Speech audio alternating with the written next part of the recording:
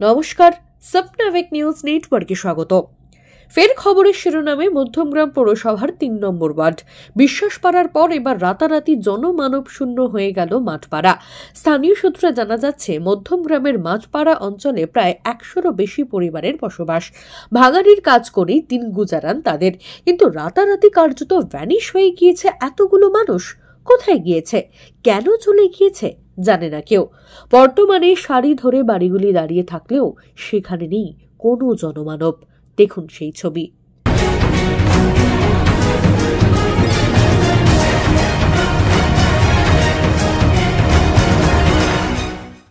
স্থানীয় বাসিন্দারা জানান, মূলত বাংলাদেশ থেকে ভারতে প্রবেশের পর এখানে ধীরে ধীরে বসতি গড়ে তোলে এরা। মিলত লক্ষ্মীর ভান্ডারের মতো সুযোগ সুবিধাও। এসআইআর শুরু হওয়ার পর থেকেই ধীরে ধীরে এলাকা ছাড়তে শুরু করে তারা।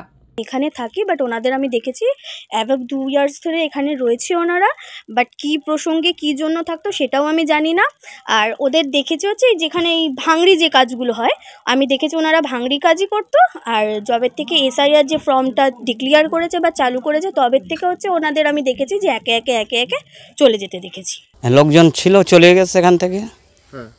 হঠাৎ করে কেন চলে গেল কি জানা গেল না, ওরা বস্তি ওর সব বাংলাদেশের, তো ওই জন্যই চলে গেছে।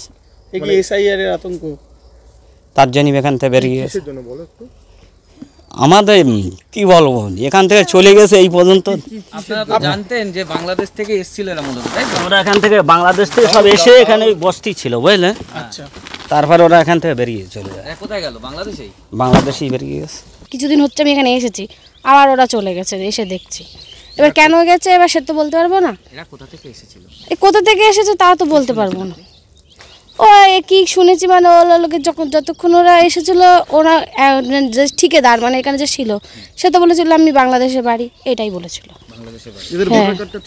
হ্যাঁ, ওই ঠিকাদার কাকা বলেছিল আমার ভোটার কার্ড আছে, ওনার বউ লক্ষ্মী ভান্ডার টান্ডার সবই পাই, এগুলো বলেছে। আর কি, নির্বাচন কমিশনের পক্ষ থেকে এসআইআর ঘোষণা হতেই এই পশ্চিমবঙ্গ থেকে বাংলাদেশে চলে যাওয়ার ছবি যেমন প্রকাশ্যে এসেছে, ঠিক তেমন ভাবে বাসস্থান ছেড়ে অন্যত্র চলে যাওয়ার ছবিও আমরা তুলে ধরেছি 7 নিউজের পর্দায়।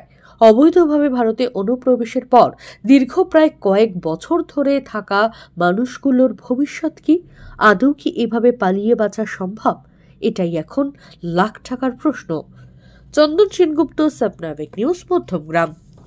সমস্ত খবরের আপডেট পেতে লাইক করে সাবস্ক্রাইব করুন স্বপ্নাবেক নিউজ।